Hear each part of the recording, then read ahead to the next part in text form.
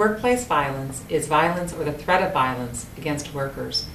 It can occur in or outside of the workplace and can range from verbal threats to verbal abuse to physical threats and even homicide. Workplace violence is one of the leading causes of job-related deaths. Your safety, the safety of your coworkers, and our patients are extremely important to us. Thank you for taking this workplace violence video very seriously. We appreciate you making us a safer organization.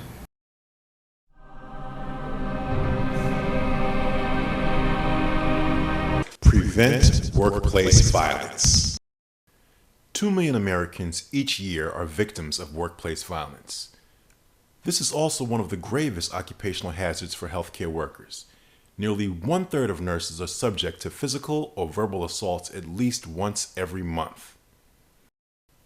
Remember, tolerating a physical attack is not part of anyone's job description. Now, let's take a moment to go over the acronym PREVENT. Being proactive is important. Notice the early warning signs of potential violent situations. Respond, restrict, and contain. Assess the environment for tools that might be used during a physical attack. Utilize verbal intervention to stop potential violence. Explain limits and consequences. Negotiate whenever possible.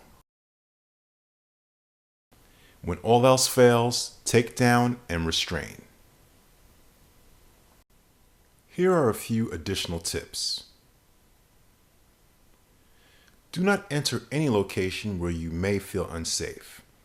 Use the buddy system whenever possible. Report all incidents through PRISM system and seek medical attention when necessary. Victims have the legal right to prosecute. Hold debriefing sessions to discuss circumstances with team members and encourage them to share ways to avoid similar situations in the future.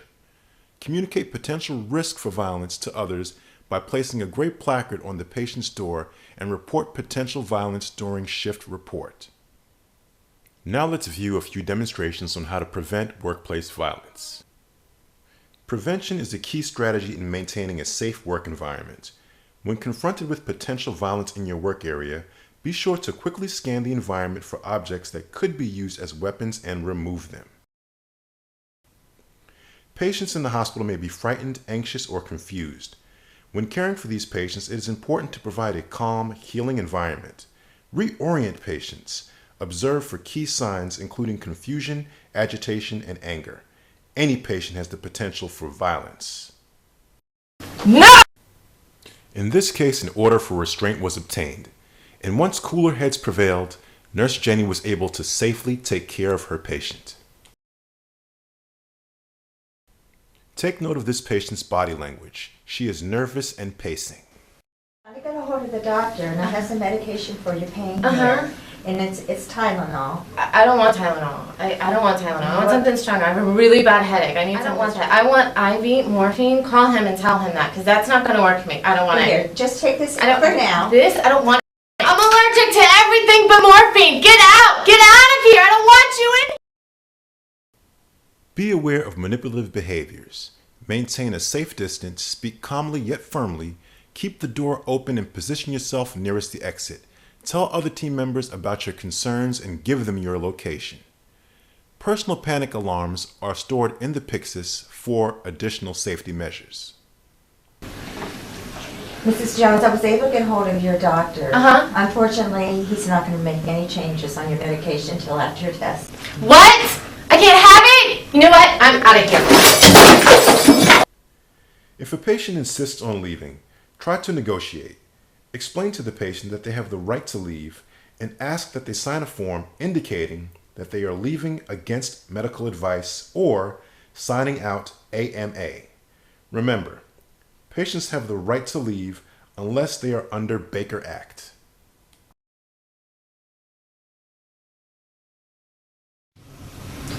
Hey, it would be nice to get a sandwich right now. Let me get my nurse. Hello, sir. My name is Sam. I'm one of the nurses here. Is there something I can do for you? Yes, I would like to try to get a sandwich. Okay. I'm still a little hungry right now. I'll go check on your diet and I'll be right back. Notice that the patient is becoming increasingly anxious. His behavior is escalating. The nurse said she would be right back, but was delayed. When possible, it is important to establish realistic expectations. For instance, it will take 30 minutes for me to have a sandwich delivered, and then note the time. It is always our goal to provide an exceptional patient experience. The patient was sending the nurse signals that he was becoming increasingly agitated.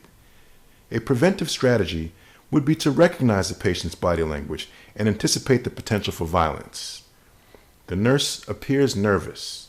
Her gesturing could result in escalating violent behavior. Right now, sir. Can a fat man get a sandwich, please? Yes, I will get you a sandwich right now. It's been over an hour. We don't get a sandwich out here. Sir, I am so sorry. No. This is it. I'm telling you. If I don't get a handle sandwich this time, this is... Discuss this behavior with your team and formulate a plan. Establish boundaries. If necessary, call 6-6 to initiate a code gray, stay out of striking distance, and calmly exit the room.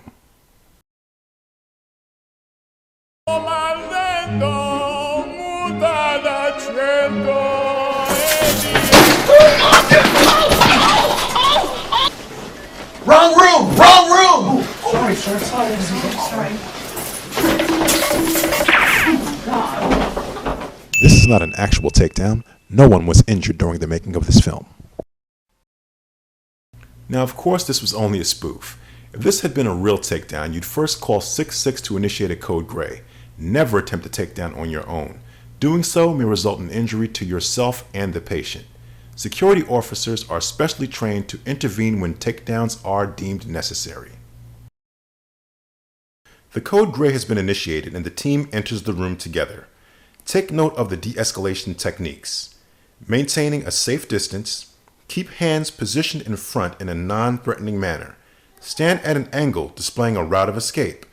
Deliver a calm, firm, and consistent message. Avoid raising your voice and avoid sarcasm. Keep it brief and simple. Be empathetic. Listen. Identify unacceptable behaviors and suggest alternative behaviors. Encourage the patient to do the right thing. Allow time and avoid power struggles. Now let's review the prevent process. Be proactive. Respond, restrict. Assess the environment. Use verbal intervention. Explain limits and consequences. Negotiate, and when all else fails, take down and restrain. Wait a minute. I wonder if our friend ever got his sandwich. Finally have your sandwich. Pardon me. Do you have any Grey Poupon?